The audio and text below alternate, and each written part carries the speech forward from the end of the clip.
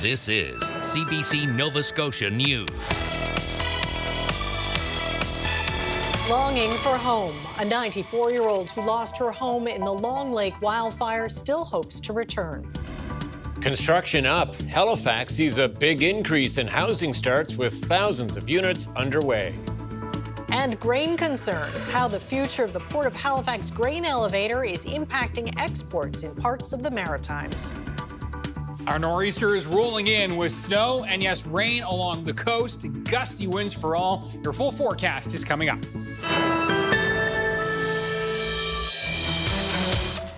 Good evening. A 94-year-old woman and her son are still homeless after the Long Lake wildfire in Annapolis County this past summer. The fire destroyed 20 homes, including Ruth and Norman Manuel's.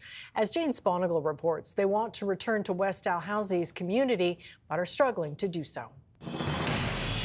Turtle, snapping turtle. Is that the one we used to come there? That's the one we told you that used to come out on the front lawn. Ruth Manuel and her son Norman look back at their life in the country before the Long Lake wildfire tore through West Dalhousie and destroyed their home, the house that Ruth's late husband built in the community where she was born and raised.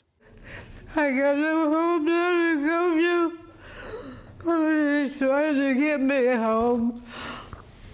Bring me to go back to the same place if I want to go, or wherever we can get a place. Getting a place is what's proving difficult. Norman says the house wasn't insured, and the wait for housing in Bridgetown or Middleton could be over a year. And any second-hand mobile home he's looked at is more than their small budget that includes emergency relief from the provincial government and donations to the West Dalhousie Community Hall. I wish I could find a mobile home in our price range or somewhere it's handy that didn't need a lot of work that we could basically just fix up a bit. Norman and his girlfriend were living with Ruth. They're all staying at his girlfriend's father's for the time being. Ruth has been in and out of hospital since the fire. I'd like to have her home by Christmas, but that ain't gonna happen, I don't think. Not the way things are going. The fire started on August 13th from a lightning strike. Norman says they had 15 minutes to evacuate the next day. Then they lost their home on August 24th when the fire rapidly grew and wiped out 20 homes. Ruth lost her hearing aids, wedding rings, and family photos. It's hard. I've had days that I want to break down. Well, I did a couple times by myself when I was out looking at the property. Every time I go out there, it makes you feel right down. Despite the circumstances, Ruth remains hopeful. Wherever I go, but as long as I'm with him, I'll be happy. Jane Sponigal, CBC News, Middleton. A man carrying a firearm that prompted an emergency alert and residents to shelter in place in Enfield over the weekend has been charged.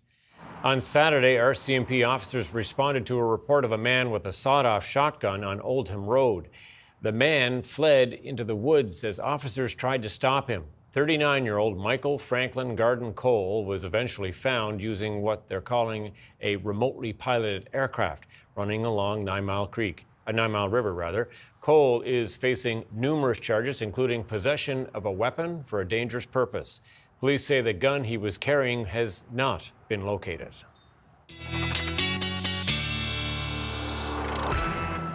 All right, we got lots of weather to talk about. Let's get right to it. Yes, sounds like a messy night ahead, Ryan. It is certainly going to be a messy night. Snow already rolling in, already mixing with rain along the coast, and this is just the tip of the iceberg with lots more to come as we look at the messy mix and the totals map. And again, not much change from last night, although did add the bullseye for the Cape Breton Highlands, 25 to 50 centimeters possible there in the Highlands. And I did bring that 15 centimeter line back into Pictou County. So Antigonish, I think you're more likely to be in that 10 to 15 zone, even closer to 5 along parts of the coast with lots of mixing there. Higher terrain areas of both Colchester, Cumberland, as well as Hants and into the valley. These are the areas that are most likely to get into that 15 to 20 zone and closer to the Atlantic coastline. This is primarily going to be a rain shot with 30 to 50, even 60 millimeters of rain. And you'll note as we move through the overnight and the warmer air comes in, look how high that rain snow line migrates northward.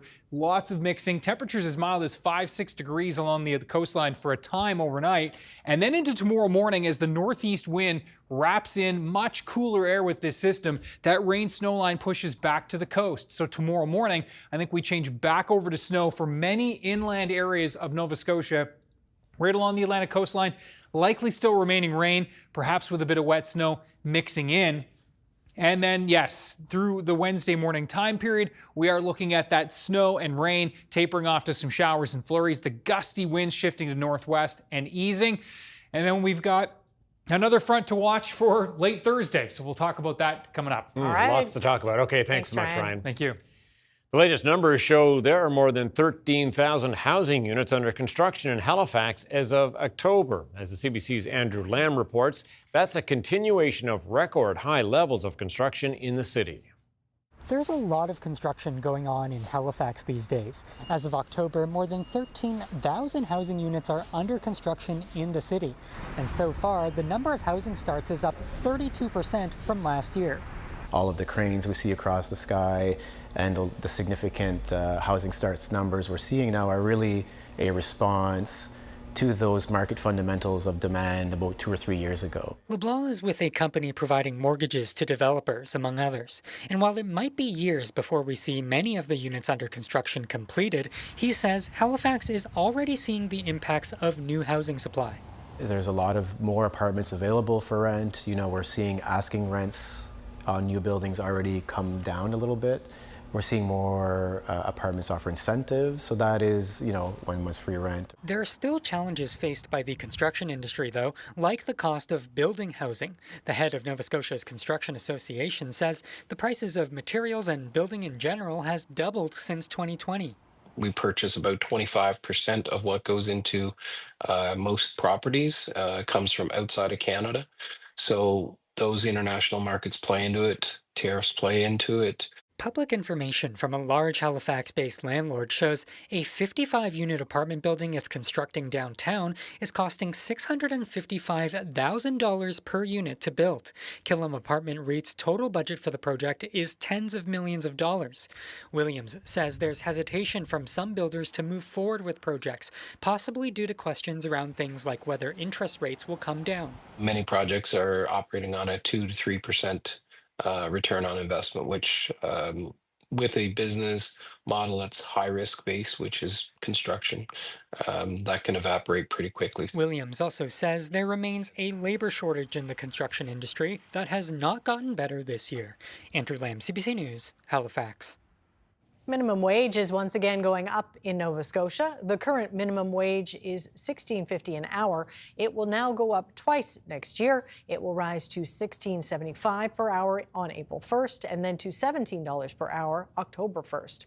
The increase follows a unanimous recommendation from the Minimum Wage Review Committee. The province says it's an attempt to address cost of living concerns for Nova Scotians. Meanwhile, Nova Scotia government officials say there are no plans to consider the introduction of a guaranteed basic income in the province. The province's Deputy Minister of Social Development told a legislative committee today that such a change would require help from the federal government and could also cost upwards of $2 billion. When we're going to bring forward recommendations into government, fiscal responsibility has to be one of those, and we don't think that right now is the time to be able to consider looking at this more broadly. Beaton says officials believe the programs offered by various government departments can help people struggling with poverty at a more manageable cost. But advocates say those programs have failed to reduce poverty rates in a meaningful way. The future of the grain elevator at the Port of Halifax remains uncertain. It could lose its export pier berth with expansion plans focused on cargo and cruise ships. And that's having an impact throughout the Maritimes, including in Prince Edward Island. The CBC's Wayne Thibodeau explains. The Port of Halifax has some big expansion plans, focusing on cargo and cruise ships. Officials with the Halifax Grain Elevator say their large storage facility, which has been in operation since 1924, could lose its export pier in those expansion plans. Their lease expires next year. That would have a big impact on PEI farmers. Much of their grain is shipped out of Halifax. Neil Campbell is general manager of the PEI Grain Elevators. He's watching what's happening in Halifax closely. We'll have to take a hard look at our plans of where we're going to ship to and how we can move product fast enough so that we don't fill up and stop the farmers from harvesting. Campbell said they already need more storage. Silos in Elmsdale, Kensington and Roseneath are at capacity, and the Kensington facility needs to be replaced, and soon. PEI politicians are now asking, could PEI ports play a larger role in the shipment of grain? Grain producers depend on cash. The issue landed on the floor of the PEI legislature last week. Question to the minister, given all this, do you see any opportunities for PEI to expand storage and shipment capacity at island ports, or even attract a flour milling operation to Prince Edward Island? Right now, we have to cross 3 weigh scales on our way to Halifax. That's every truck has to be weighed 3 times, Mr. Speaker. Imagine if we could have a port in maybe Summerside, you know, where we could have a grain storage there that could load these ships so they don't have to go to Halifax, but I truly do support that. Provincial officials say it's early in the discussions. At this point, they're taking a look at the capacity of existing ports in the province. More than 500 farmers use the grain elevators for their storage, Mr. Speaker. Right now we have the one in Kensington, the old wooden structure, it's year to year. Some year we're going to have to take that down, Mr. Speaker. And maybe that's an opportunity to look at a different avenue for storage, whether it be on a port or where it would be. PEI grain elevators are already looking at other options, including shipping out of Quebec City or Montreal. But those options would be a lot more costly. Officials in all 3 maritime provinces have expressed concern about the potential impact of losing the Port of Halifax for grain shipments. A decision on the future of the Halifax grain elevator, or at least a possible extension, should be known in the next month or so. Wayne Thibodeau, CBC News, Kensington. Staying in Prince Edward Island, he was known as Mr. Christmas. James Gallant died earlier this year, but his children are keeping his family tradition alive in North Rustico. Here's a look at the thousands of Christmas lights they set up to honor their father's memory. We're here in North Rustico at the new location of my father's Christmas display.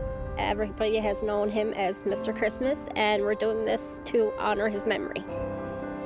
My father had battled cancer for about a year, and it's been really difficult. He beat it like 3 times, and then unfortunately it came back, and that was it. So he had passed away on April 29th of this year, and we were dreading this holiday coming up. That he's known for this, and it's been like a big part of everybody's Christmas.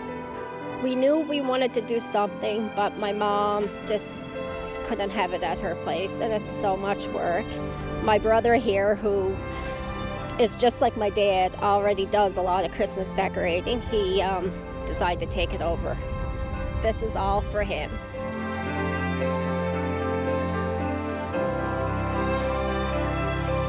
His death affected not just us and North Rustico, but all over the island.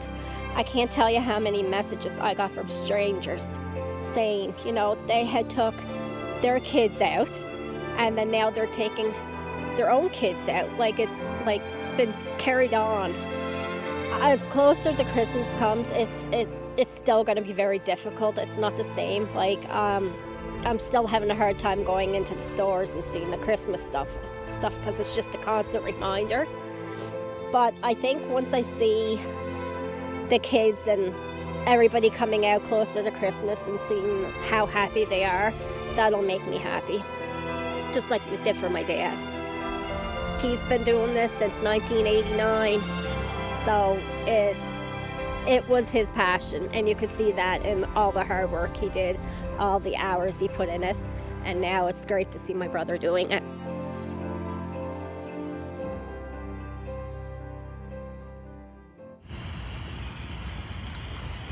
All right. This sight is sure sign that winter is here. City crews were out flooding the Emera Oval on the Halifax Common this morning, preparing for the first skate of the year. Every year, the Emera Oval is transformed into the largest outdoor, artificially refrigerated ice surface east of Quebec City. The skating surface is equal to 3 NHL hockey rinks. There's a view of Quinpool Road in Halifax. Ryan is up next with his full weather forecast. He's got a lot to say. We'll see you in a few minutes.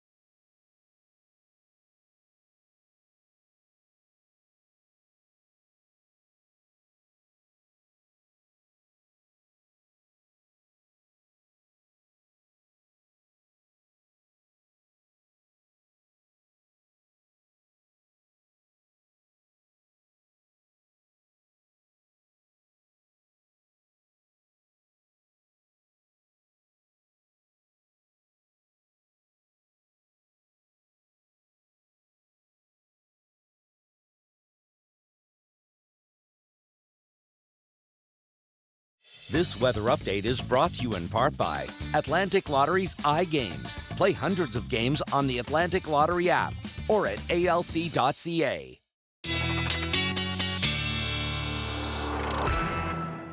All right, I know it's not official, but welcome to Nova Scotia winter. A mix of snow and rain seems fitting somehow, doesn't it? Yes, and looking at your map, it depends where you are, what you get. That's right. I should have mentioned, I failed to mention this yesterday, meteorological winter began yesterday. Oh, so okay. welcome What to winter timing? indeed, yes. And listen, it's going to feel increasingly winter-like into the 7-day forecast. Some real cold air setting in across all of Canada, and we're not going to get away unscathed. And certainly a brush with winter on the way in tonight. And as you can see here, a quick recap with our new weather alerts from Environment and Climate Change Canada. We talked about this last night into the yellow alerts. Many of us are, but we have our first orange alert of the season. Less common, impacts more major with widespread and or may last a few days. And that's the case with this Cape Breton Highlands situation. That snow is going to be sticking around. Now, most of the heaviest snow that's going to exceed 30 centimeters is going to be in the inland higher terrain areas. But indeed, that is orange alert criteria there.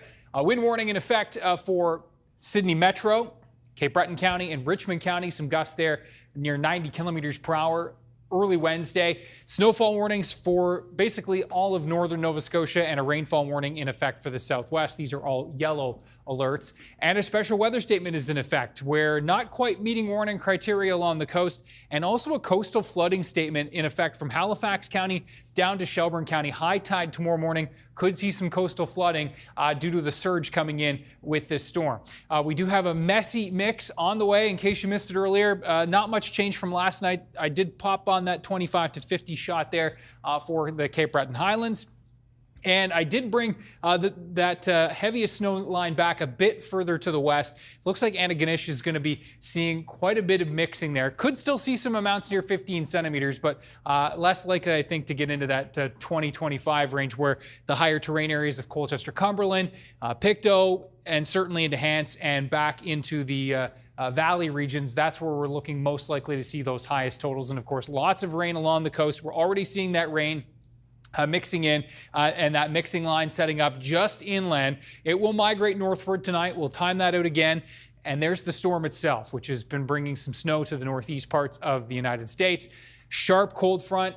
And this is true winter air that is surging down right now. -11 in Regina, -8 in Winnipeg, -7 in Chicago. And this is, look at the Yellowknife and Churchill temperatures. I mean, this is a real Arctic blast, which is going to be plunging eastward across the continent. And so we will be getting a taste of that as well.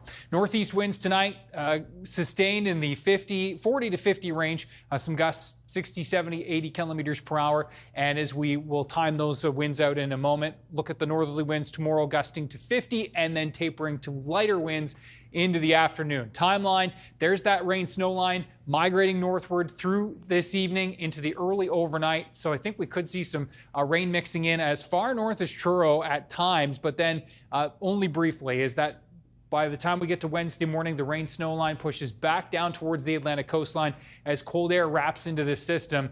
And you can see lots of wet snow mixing in pink. The areas that are in blue here, I think, are the areas that are most likely to see that highest accumulating snow from start to finish throughout the event. And then into Wednesday morning, lots of messy roads on the way. The 101, the 102, the 103, all going to be messy for tomorrow morning. So slow going. The 104 as well into even late morning, still hanging on to the snow there. And note Cape Breton still hanging on even into the afternoon.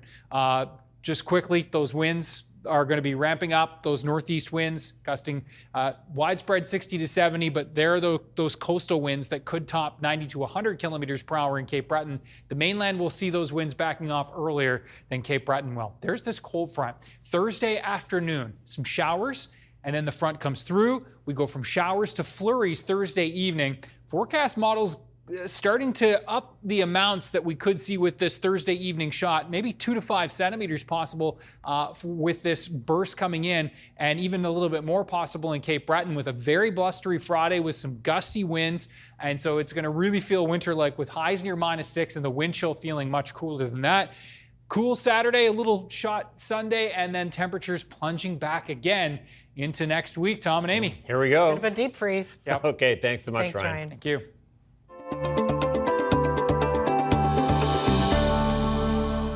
Oceania Canada has released its ninth fisheries audit, warning that the industry is at a decisive moment. The organization offers up some good news along with some criticism and warnings, especially for Atlantic Canada. The CBC's Lila Baudouin has the details. The fisheries audit took a deep dive into everything from escalating climate threats to the health of Canada's fish stocks. A third remain in the depleted status zone, yet they say 2025 was the best year in roughly a decade for progress. But now is the time for implementation. The stakes couldn't be higher for needing rebuilt fisheries in Canada. We have, the climate crisis at our doorstep. We are in a time of economic uncertainty and global trade friction. And Canada's seafood economy is very vulnerable to those trade relationships. Turbulent times, but Skine says they've seen progress rebuilding species like Atlantic mackerel.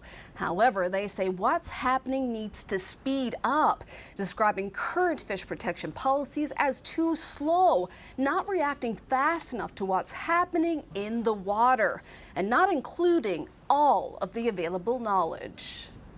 The system that we've developed for management, it prioritizes maximizing yields and, can treat fish like commodities, and, bringing in broader value systems that have, social, cultural, ecological goals is really important when we want to look at the full picture for healthy oceans, and, healthy, thriving communities.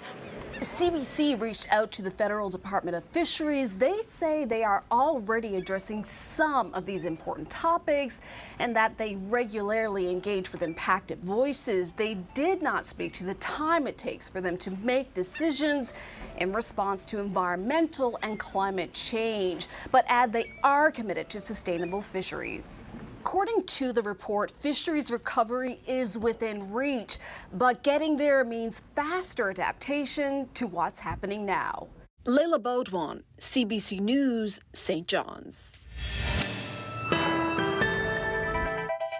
Coming up, the province says it will not implement a guaranteed basic income. Some advocates are urging it to reconsider.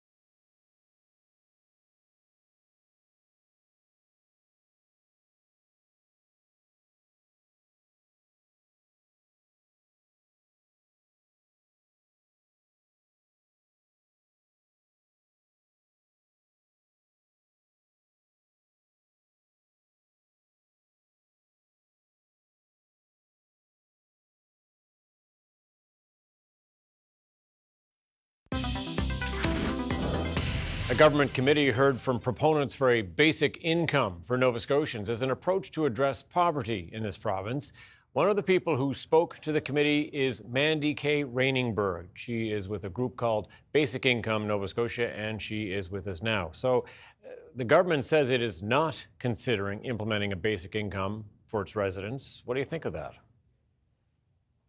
I think that it's necessary to really seriously consider a basic income for the residents in Nova Scotia. There's far too many people in Nova Scotia who are suffering because they're living in poverty, living oftentimes in deep poverty, suffering because they are only able to find precarious work, which is work that is part-time or temporary. Suffering because they're food insecure, and when people are living in poverty or close to the poverty line, they become far more food insecure than people above the poverty line.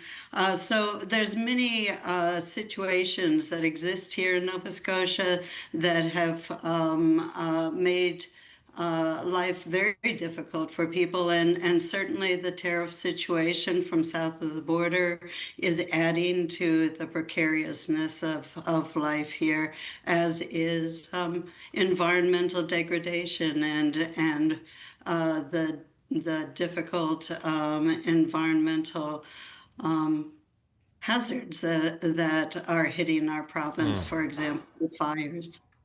But the province is saying no. Does that mean the idea of basic income is dead in Nova Scotia? No, I don't think so at all. I think that it is something that we're going to have to work on. It's something that we need to talk more with government officials about. Certainly in Nova Scotia, there is a huge amount of support for a basic income. There's been a fairly recent poll that was done on basic income that showed about 58% of the population supported a basic income. Many municipalities in Nova Scotia support a basic income. At this count, 20 different municipalities covering about 85% of the population in Nova Scotia supports a basic income and has written letters calling for movement in that direction. Community health boards have taken a basic income on as part of their advocacy work. Many other organizations support a basic income. So I don't think that the government can ignore the fact that people in Nova Scotia need help. People in Nova Scotia are not being adequately supported by our current social assistance system, and they need something that's better. Yeah, and on that point, the government argues that they'll say that actually its targeted investments to reduce poverty are just as effective as a basic income program. We're seeing today, for example, the minimum wage is going up twice in this province in the next year to $17 an hour, and there's other examples of things the government has done. So how do you counter that?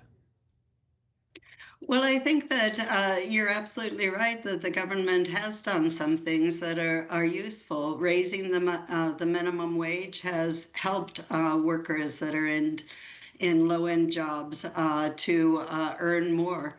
And some of the supports that the government has implemented have helped to increase the income of people who are suffering in poverty. However, if you go to the Maitree report on social assistance across Canada, Nova Scotia is doing very poorly, and it's not the only province that's doing poorly. All provinces across Canada are not providing a social assistance rate that can actually bring people out of poverty. But what's really shocking here in Nova Scotia is that despite the levels of support that are being provided through social assistance and other pockets of income support, people who are on income assistance are far below the market basket measure, which is the official measure of poverty in Canada. Indeed, the income that they're provided through social assistance is far below, oftentimes, the deep poverty level. Oh, and on that note, we will have to leave things. Mandy K. Rainingberg, thank you very much for your time. Thank you for asking me to talk. I really appreciate it. And I hope basic income becomes a reality sometime here in Nova Scotia soon. Coming up, U.S. Special Envoy Steve Witkoff is in Moscow for talks on a Ukrainian peace deal with Vladimir Putin. And the World Health Organization issues its first guidelines on using GLP-1 drugs like Ozempic to treat obesity.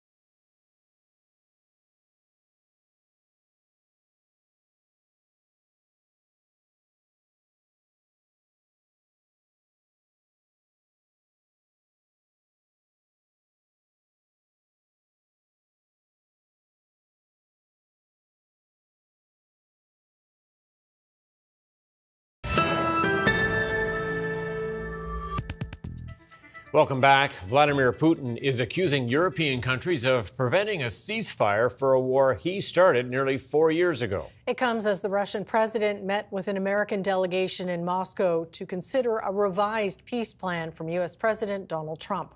The CBC's Chris Brown has the latest. So pleased to see you. A smiling Vladimir Putin welcomed the American delegation to the Kremlin, having already said he rejects much of what's in the latest plan they came to present.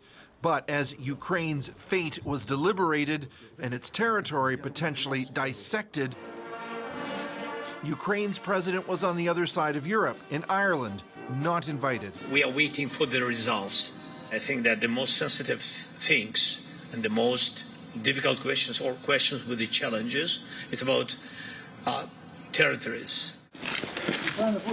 Ukrainians believe strongly that the initial deal U.S. President Donald Trump was pushing was filled with Russian demands to hand over territory and diminish their political sovereignty. The Europeans pushed for changes, prompting an angry tirade from the Russian president just before meeting the Americans. They put forward demands that are absolutely unacceptable for Russia, he said, accusing Europeans of obstructing Trump from achieving a breakthrough in peace talks. We're not planning to fight Europe, I've said 100 times, but if Europe suddenly decides to wage war against us and starts it, we're ready right now, he said. While Putin often threatens a continent-wide war to try to scare his adversaries, his goal this time may be to undermine support for Ukraine and to pressure Volodymyr Zelensky. 3/4 of Ukrainians are not ready for peace at any price. But this Ukrainian analyst says the country's military and civil society will not accept Putin's terms. If you put more pressure on President Zelensky, he will sign and everything is going to work fine. No. Not an easy situation, let me tell you. What a mess. Zelensky said he's concerned if Donald Trump can't resolve that mess, he could lose interest and abandon mediation efforts, which may be what Putin is aiming for. Chris Brown, CBC News, London. Officials say the number of dead from flooding and landslides in Southeast Asia has risen to more than 1,300. Nearly 900 other people are still missing.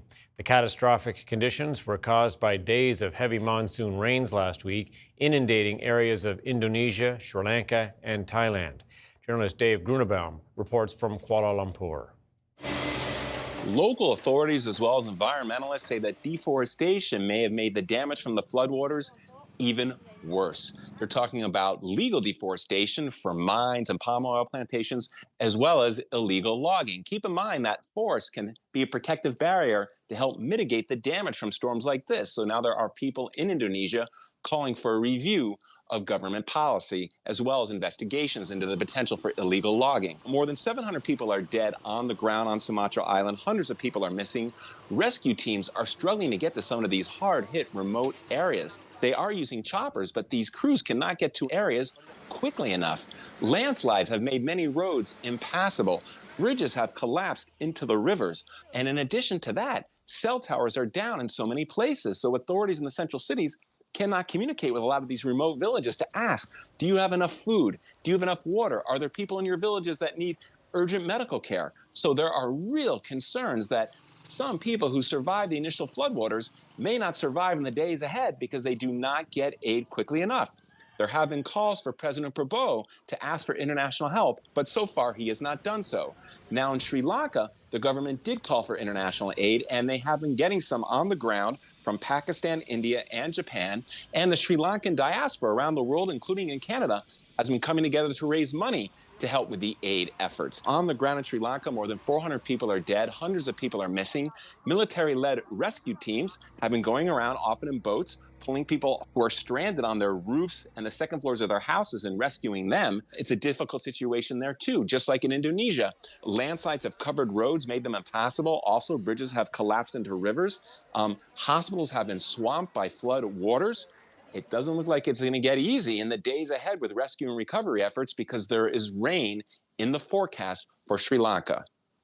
Dave Grunebaum reporting for CBC News, Kuala Lumpur, Malaysia. Hundreds of Indigenous leaders are in Ottawa for an annual meeting of the Assembly of First Nations. And day one of the three-day gathering has been tense. Chiefs are slamming Mark Carney and his government, accusing him of failing to consult meaningfully with them on the recent pipeline agreement with Alberta. But the Prime Minister insists consultation with First Nations will happen once any nation-building plan, like a pipeline, is sent to officials in Ottawa for approval. Under the legislation, there must be consultation consistent with free, prior and informed consent before a project can be designated in Canada's national interest. These issues would naturally include requirements for Indigenous ownership, Indigenous economic benefits and environmental protections. Earlier, the AFN chiefs voted for a resolution asking Ottawa to withdraw from the pipeline deal with Alberta and uphold an oil tanker ban off the northern BC coast. Ottawa and Alberta's Memorandum of Understanding would see an oil pipeline heading west to Asian markets. The Hudson's Bay Company's royal charter, dating back to the year 1670, seems to have a new owner. Make that owners. A deal between two of Canada's richest families to secure the historic document is going ahead, and a planned auction for it is now unnecessary. The CBC's Cameron McIntosh has the details. Behind two secure doors, a special vault in the center of the archives of Manitoba. These are our oldest textual records, the oldest records of the Hudson's Bay Company. The Hudson's Bay Company's archives, more than 4,000 items dating back to the 1600s. One item is not here. How does the charter fit into all of this? Well, in a sense, the charter is the start of the story, right? The 1670 Royal Charter established the Hudson's Bay Company, arguably Britain's first claim to most of what is now Canada. I do feel that the Hudson's Bay Company, its founding, its documentation, its existence, sets the stage for so much of where we are today. The 17th century fur trader, now effectively a bankrupt 21st century retailer, is selling the charter. Two of Canada's richest businessmen, Galen Weston and David Thompson, are offering the Bay's creditors $18 million for it. A source with direct knowledge confirms to CBC News there are no other offers. A judge still has to sign off. The document would be donated to 4 public institutions for the first time, moving out of private hands. Yes, it's a corporate archival document, but it also has significant Canadian value, but also impacts on Indigenous sovereignty. Part of the deal would see the document displayed with interpretations of the fur trade's impact on Indigenous people. It demands recognition, but it also demands a kind of reset. EP sees it as nothing less than the foundational document of Canada. Certainly, there is value to Canadians across Canada. 355 years later, that charter still making history. Cameron McIntosh, CBC News, Winnipeg. A CBC News investigation has uncovered that outlawed nicotine pouches not approved for sale by Health Canada are still readily available in corner stores across the country. Last year, the federal government tightened the rules on the smoking cessation products in an effort to make them less attractive to youth. Nicotine pouches are only allowed to be sold in pharmacies in mint flavor. But as Ithel Musa reports, that wasn't the case. This is a tobacco-free nicotine pouch. They are heavily regulated in Canada to help smokers quit. Instead, they're increasingly being used by teens. And despite the federal government's efforts in limiting their sale to pharmacies, we had no problem buying them at corner stores across the country. Hi, do you guys have any Zyn? We used hidden cameras and went to corner stores in Toronto, Halifax, Montreal, and Vancouver. With no questions asked, we were able to buy heavy-dose nicotine pouches in banned flavors. We also came across numerous Canadian online retailers selling all other sorts of unauthorized brands of nicotine pouches.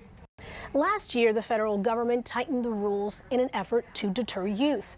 Nicotine pouches can only be legally sold to adults in pharmacies, in mint or menthol flavor, and at 4 milligram doses, about the equivalent of smoking 2 cigarettes. But the new rules don't seem to be stopping youth from buying them illegally. The problem is that we've targeted them at kids. When you have gummy bear flavors or cola or some of these marketing messages, it's not something a 50-year-old smoker looks to use to help them to quit. It's something a 15-year-old grabs on their way to the party. We reached out to Zinn's parent company, who made clear to CBC News that their products are not authorized for sale in Canada and that they're working with law enforcement to stop illicit trade. I was completely demotivated. Queen's University student Ashley Biswanger started using nicotine pouches as a teenager as a way to stop vaping, and she worked her way up to taking 50-milligram pouches 8 times a day. I'd be in class thinking about them. I would be driving, thinking about them I wanted to go home to use them. The bottom line is that they need to do retailer checks. They need to be showing up to these stores and seeing who's selling them. Health Canada says it's managed more than 300 cases related to the sale or advertising of unauthorized nicotine pouches since last August, including on-site visits and seizing products. Idil Musa, CBC News, Toronto. For the first time, the World Health Organization is backing GLP-1 drugs for treatment of obesity. They are already wildly popular, sold under brand names like Ozempic and Mounjaro. As Jennifer LaGrassa explains, some hope this new move will open access for others in need. The World Health Organization is boosting the legitimacy of GLP-1 drugs like Ozempic and Wegovy. These new medicines are a powerful clinical tool. Already recommended to treat diabetes, the WHO is now endorsing them to treat obesity too, alongside exercise and a healthy diet. Obesity is one of the most serious public health challenges of our time. Globally, more than 1 billion people are considered obese. Last year alone, 3.7 million people died from obesity-related conditions like heart disease or diabetes. The Canadian scientist who discovered the hormone used in the medications applauds the WHO's move. I think this additional scrutiny of the totality of the evidence by WHO will add weight to the importance of treating obesity seriously. A recent survey suggests 1.4 million Canadians are already taking a GLP-1. In Canada, the drugs require a prescription, and the cost usually isn't covered for obesity treatment. On average, I'm spending about $500 a month. For the last decade, Lisa Schaefer has been using a GLP-1 to manage her weight. She wants the medication paid for those who really need it. What's really heartbreaking is we're seeing more often people going, guess what? I'm formally diagnosed with having diabetes, which means now my medication is covered. We shouldn't be that excited to get another really serious chronic condition to get the treatment that we actually deserve.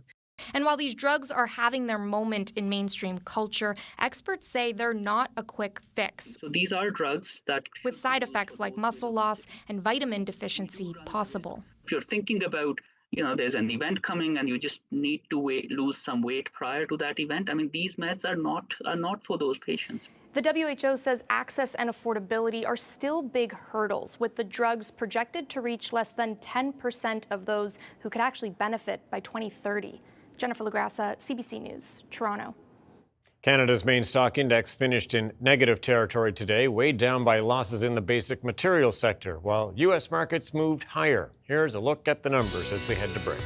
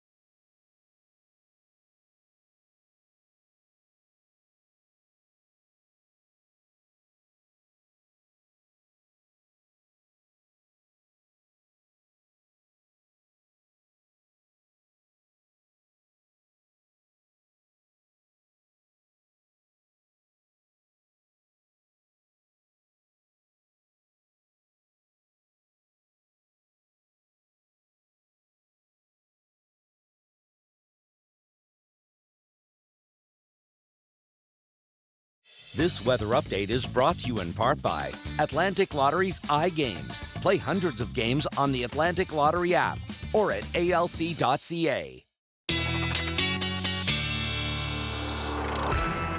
All right, we've been looking out the window, and we can report at this hour at least that in this part of the city, it's rain that we're getting. Yes, but you've got some other reports that it's snow. Our friend and colleague Tina Simpkin reporting some snow in Hammond's Plains. It's the line is going to be, actually it's going to be moving tonight by the looks of that future tracker, where it's going to be moving up and then back down towards the coast tomorrow morning. So expecting a variable night in terms of totals, no question.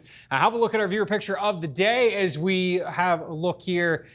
Oak Island, beautiful spot. Now this is Oak Island looking out into the ocean at Little Tancook, and it appears to be floating. It sure does. It does, doesn't it? So Like this is a bit of a mirage, which is setting up, and that's when warmer air sits over top of a layer of cooler, more dense air, and this creates what's called an atmospheric duct. It acts like a lens, bending the light rays and distorting the image you see. That's right off the top of my head. You didn't just Google that. No, not at all. Michelle, thank you so much for sharing this. Ryan's Picks at cbc.ca. There are orange alerts for Cape Breton, northern Cape Breton, the Highlands, 30 to 50 centimeters there, so that is orange alert territory. Yellow alerts for wind warnings and snowfall warnings, and the rainfall warning in the southwest, and a coastal flooding statement in effect along the coast from Shelburne County right into Halifax County. Could see some minor coastal flooding tomorrow morning at high tide, and that special weather statement in effect along the Atlantic coastline, where we're going to see a lot of rain and 30 to 50, even 60 millimeters worth of rain. And it is, of course, a messier mix inland with the snow most likely across the north and west as this nor'easter does track in.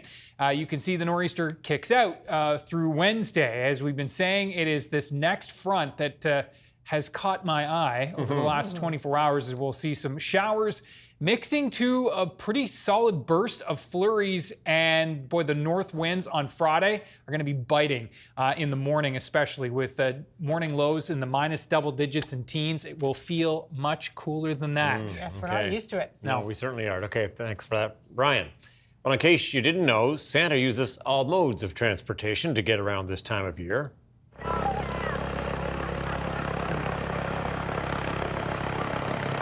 Okay, that may not be a sleigh, but the helicopter has the same VIP from the North Pole on board.